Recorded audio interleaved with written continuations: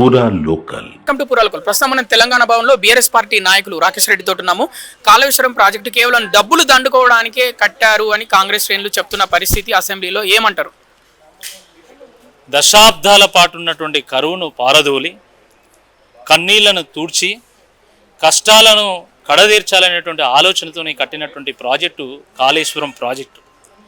Kaleshwaram project అంటే కేవలం ఒక మేడిగడ్డ అని, ఆ మేడిగడ్డలో ఒక 2 పిల్లర్లని దాన్ని కుదించి చూపెట్టేటువంటి ఒక ప్రయత్నం చేస్తూ ఉన్నారు. కాళేశ్వరం అంటే అది అనేక కాంపోనెంట్స్ యొక్క సమాహారం. కాళేశ్వరం అంటే 21 పంప్ హౌజ్లు, 19 సబ్స్టేషన్లు, 15 రిజర్వాయర్లు, 208 కిలోమీటర్ల టన్నెళ్ళు, 1531 కిలోమీటర్ల గ్రావిటీ కెనాళ్ళు, 140 టీఎంసీల నీటి కెపాసిటీ, అదేవిధంగా 241 టీఎంసీల నీటి వినియోగం కాళేశ్వరం. తెలంగాణ ప్రజల గోసకు శాశ్వతంగా ముక్తిని కలిగించినటువంటి ఒక ముక్తేశ్వరం కాళేశ్వరం. దాన్ని పట్టుకొని ఈరోజు డబ్బులు సంపాదించుకోవడానికి చేస్తున్నారు అని మాట్లాడడం ఏదో ఇది చాలా దుర్మార్గం. నిజంగా డబ్బులు దండుకున్నారు, దోపిడీ జరిగింది అని అంటే ఘోష్ కమిషన్ తేల్చాలి కదా. మరి ఏం తెలిసింది మీరు ఘోష్ కమిషన్లో? ఘోష్ కమిషన్ ఏం చెప్పలేదే, ఇలా డబ్బులు సంపాదించుకున్నారు ఏం చెప్పలేదే.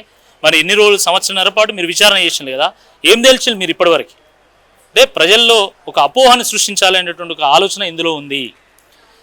2 పిల్లర్లు వంగితే కుంగినటువంటి పిల్లర్లను చూపెట్టి ఈ తెలంగాణకు, తెలంగాణ తత్వానికి మెయిన్ పిల్లర్ అయినటువంటి కేసీఆర్ గారిని కుంగదీసి ఈ తెలంగాణను కూల్చాలనేటువంటి ఒక ప్రయత్నం ఈరోజు కాంగ్రెస్ పార్టీ కుట్రలో దాగి ఉంది అనేది చాలా సుస్పష్టం. కాబట్టి తెలంగాణ ప్రజలు ఎవరైతే కాళేశ్వరం ఫలితాన్ని అనుభవించిందో వాళ్ళే దీనికి ధీటైనటువంటి సమాధానం చెప్తారు. సమాధానం చెప్పడానికి సిద్ధంగా ఉన్నారు. స్థానిక సంస్థల ఎన్నికల్లో కాంగ్రెస్కు అడ్రస్ను గల్లం తీయడానికి సిద్ధంగా ఉన్నారు. కాబట్టే ఈరోజు కాళేశ్వరం మీద ఇంత దుష్ప్రచారం చేస్తూ ఉన్నారు. కేసుని సిబిఐకి అప్పచెప్పారు. ఇక సామాన్య ప్రజలు, ముఖ్యంగా కార్యకర్తలు కొందరు అంటే ఆందోళన చెందుతున్న పరిస్థితి. అంటే తర్వాత విచారణ ఉంటుంది కేసీఆర్ది, తర్వాత అరెస్ట్ ఉంటుందేమో అని ఆందోళన చెందుతున్న పరిస్థితి. వాళ్ళకి ఏం చెప్తారు? తప్పు చేయలేదు కాబట్టి విచారణ ఎదుర్కొంటాం, ఇబ్బంది ఏముంది అందులో? సత్యము అంతిమంగా విజయం సాధిస్తుంది, ధర్మం విజయం సాధిస్తుంది కదా. కేసీఆర్ గారు స్వప్రయోజనం కోసం కాళేశ్వరం కట్టలేదండి, ఇది గుర్తుపెట్టుకోవాలి. ఎన్నేళ్ళు, ఎన్ని పోరాటాలు గోదావరి జలాల మీద, ఎన్ని ఆత్మహత్యలు ఎరిగినాయి, ఎంతమంది వలసవేళ్ళు. తెలంగాణ అంటే బొంబాయి, బొగ్గుబాయి, దుబాయి అనే పేరు పడ్డది కదా. ఎందుకు వచ్చింది ఆ పేరు? వాటన్నిటికీ సమాధానంగా కాళేశ్వరాన్ని కట్టిండు. కాళేశ్వరం యొక్క ఫలితాన్ని మనం చూస్తున్నాం కదా. బీడుపడ్డ నేల పరచబడ్డాయి, ఆకలి కేకలు తెలంగాణ అన్నపూర్ణగా మారింది.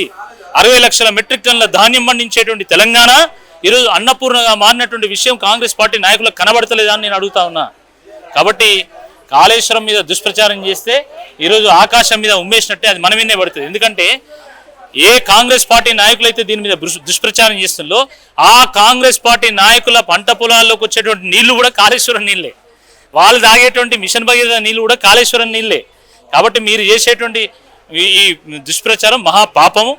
ఆ పాపం తొలగాలంటే కాళేశ్వరం ద్వారా వచ్చేటువంటి మీ పంట పొలాలకు వచ్చేటువంటి నీళ్లు కానీ, మిషన్ భగీరథ ద్వారా వచ్చేటువంటి కాళేశ్వరం నీళ్లు కానీ తీసుకుపోయి మా ఎమ్మెల్యేలు, మంత్రులు అంతా కలిసి కేసీఆర్ గారి కాళ్ళు కడిగి నెత్తిన పోసుకోవాలి. అప్పుడు మాత్రం ఈ పాపం తీరుతుంది.